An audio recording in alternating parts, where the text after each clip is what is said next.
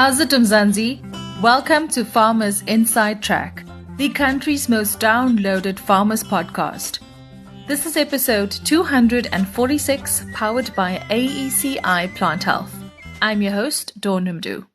We are thrilled to have Jacques Swanepoel, AECI Plant Health Technical Advisor for Limpopo and the Laeveld region in Mpumalanga. He will be discussing the critical issue of root rot in avocados, a problem that has been plaguing farmers across the country for years.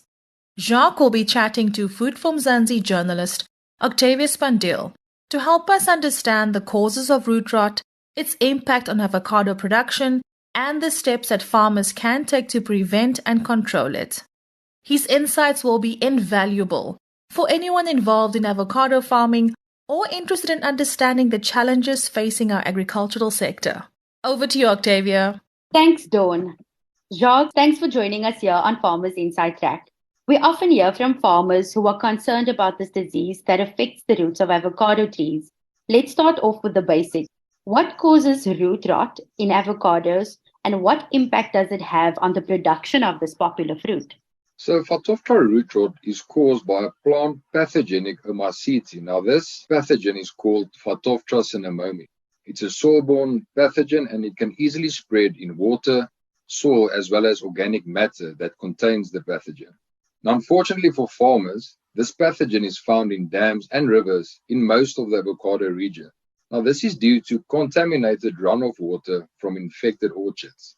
According to literature, it affects approximately 5,000 different plant species.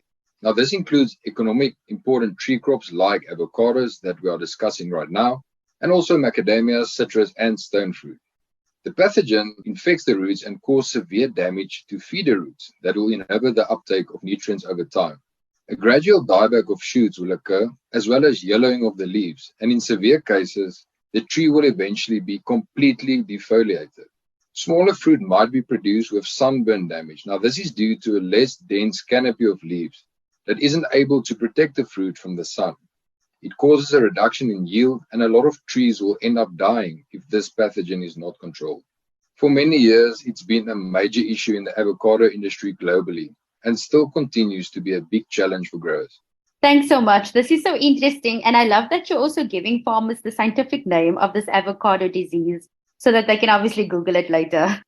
Which conditions are most favorable for the Phytophthora root rot? So, Octavia, yes. What will happen is the chlamydospores will germinate in wet conditions, and the optimal ground temperature for this pathogen is anywhere between 20 and 30 degrees Celsius.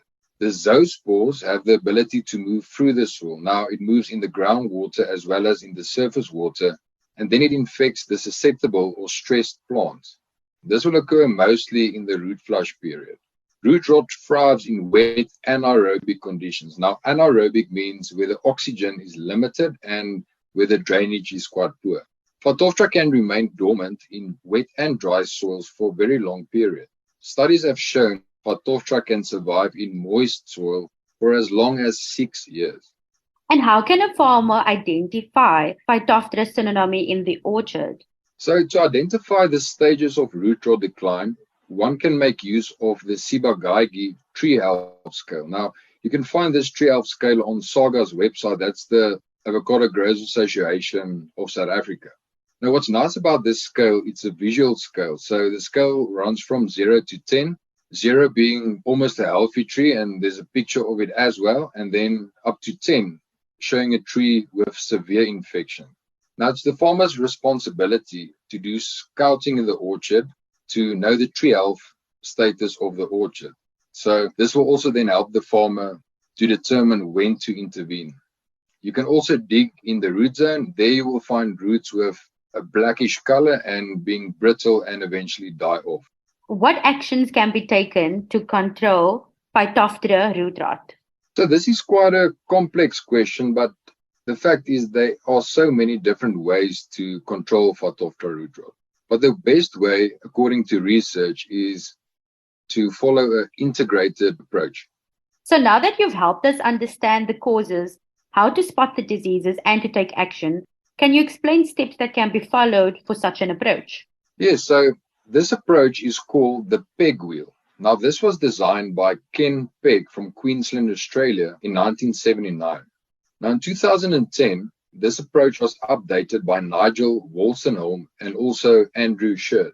There are 7 components in this approach, and it includes the following: soil selection and irrigation management, inorganic nutrition and liming, Phytophthora root rot tolerant and disease-free planting material, organic amendments, planting and replanting add-ons, and finally, chemical control. So the first 2 components are soil selection and irrigation management, right? Yes, so this is quite an important one. So before you even establish a new orchard, it is crucial to do a soil classification or a soil mapping, and that will help the farmer with proper planning and block layout for irrigation management. It is very, very important to plant avocados on well-drained, deep, structured soils. Stay away from marginal soils, especially waterlogged and high clay soils. And if you find any restricting or compaction layers, it should be broken by doing a deep cross rip before planting. Now, ridges can also be built with topsoil, and that will improve the depth and it will remove any excess water, especially after high rainfall. Erosion should always be limited as far as possible. Oxygen in the root zone is extremely important. The key is to minimize any form of stress that can make a tree more susceptible to the pathogen. Now we're going to look at irrigation. So irrigation scheduling should be done according to soil type, tree age, and also health status. There are many different technologies for irrigation scheduling, but a very popular one is by using soil moisture probes. This can be very scientific for farmers, but it's important to fully understand this if you want to take your avo production to the next level. Jacques, please explain the third component, which is inorganic and nutrition and liming. So liming is very important. So this is especially important in high rainfall areas and also in leached soil. So when your pH is low, you have acidic soil, and by adding lime, you will increase the pH. With a low pH, you have the risk of having aluminium and manganese toxicity. So that is a very big risk for avocados and any other crop. A study was done in 1996, and that concluded that calcium acted as a weak fungicide, and it actually reduced the size and the number of the spores produced by Phytophthora cinnamoni. Another very important element to look at is boron. It is essential for root health and growth. Potassium silicate is also an important element to look at for tree and root health. Ammonium is also toxic to Phytophthora cinnamoni. It was in fact later found that ammonia is toxic to avocado feeder root. So very important, ammonia should be used in a restricted and a very responsible manner. The nutritional status of the soils should always be monitored and balanced, and this will reduce any stress in the trees. So once again, the magic lies in the soil, which brings me to the fourth component, which is disease-free planting material. How important is this? This is very important. So about 2 years ago, there was a big scarcity in trees, and a lot of the growers bought trees from no-name nurseries, if I can call it that. And that's where the Phytophthora infection came in because the right protocols weren't followed. So very important to only buy trees from nurseries accredited by the Avocado Nurserymen's Association. Then also it's very important for the grower to take responsibility since the day of purchase until the day of planting to prevent any infection. Also look out for Phytophthora root rot tolerant rootstocks. Now these rootstocks are rootstocks like Duke 7, Dusa, Bounty, Leola, and Zorola. There's also a lot of research going into finding new tolerant rootstocks. So although there are tolerant rootstocks available, it is still crucial to make sure that orchards are very well managed and that any stress is minimized as far as possible. Thanks so much. And can you share with us the importance of organic amendments in this process? So now we're going to look at mulching. Mulching is a very important component when it comes to Phytophthora control.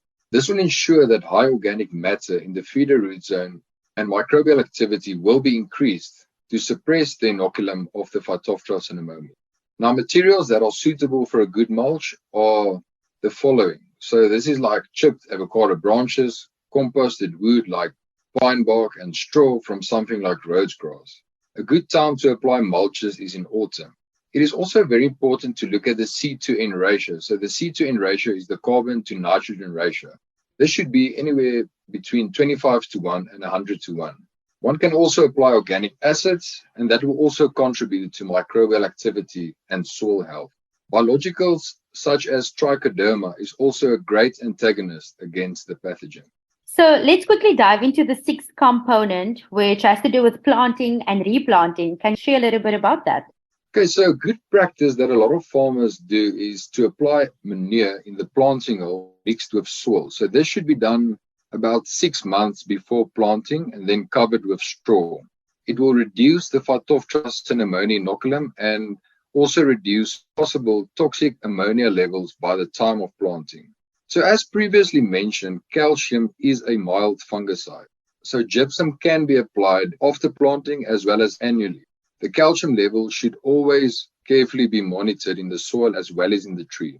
A highly available source of calcium that also can be used is micronized granular gypsum or even fine flowable gypsum. Calcium will improve the structure of the soil and that will promote aeration in the soil. Jacques, I feel like I've already learned so much about root rot in avocados. Perhaps in closing, let's quickly touch on the importance of chemical control. And I know that you guys are quite a great representative of plant health. You guys are quite experts in that field. Yes, Octavia, most definitely. So very important to mention is that chemicals should always be used wisely and the label should be followed at all times. MRLs or maximum residue levels should always be kept in mind when applying chemicals. The application should be done in the withholding period before harvesting. This is crucial for human health and also fruits that get exported. So some of the chemicals registered on avocados for root rot include metaloxyl and phosphonates. Applications include foliars, drenches, and trunk injections depending on the different product registrations. So when looking at stem injections, the timing is very important. The trees should be injected after harvest, after the leaves of the summer flush have hardened off and the roots are actively flushing. This can be seen as a maintenance application.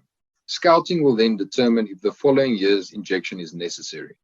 And in cases where trees show a very bad infection, a second injection can be done before fruit set after the spring flush has hardened off. MRL levels should in this case be very carefully monitored. So just in summary, Phytophthora is a very serious issue. Control should be seen as a holistic approach. Always focus on soil health, healthy roots, and increasing the energy of your crop. And that's a wrap. Thank you so much, Octavia. And thanks once again for joining us here on Farmers Inside Track. Jacques Swanepoel, AECI Plant Health Technical Advisor for Limpopo and the Laeveld region of Mpumalanga. Remember to subscribe to our podcast on your favorite platform so you never miss an episode. From me, Donumdu, Octavia Spandil, technical producer Megan van der Vent, and the rest of the hashtag Team Food from Zanzi, keep farming, keep thriving, and thank you so much for listening. Bye for now. Life in South Africa can be a lot. I mean, scroll through Twitter for a minute and tell me I'm wrong. Thank God for South Africans though, right? We're inspiring, and even on the bad days, we fight back with a smile. That's why I love Food for Mzansi so much. We're not ashamed to celebrate the ordinary unsung heroes who work every day to put food on our nation's tables. Go to foodformzansi.co.za and never miss an inspiring story.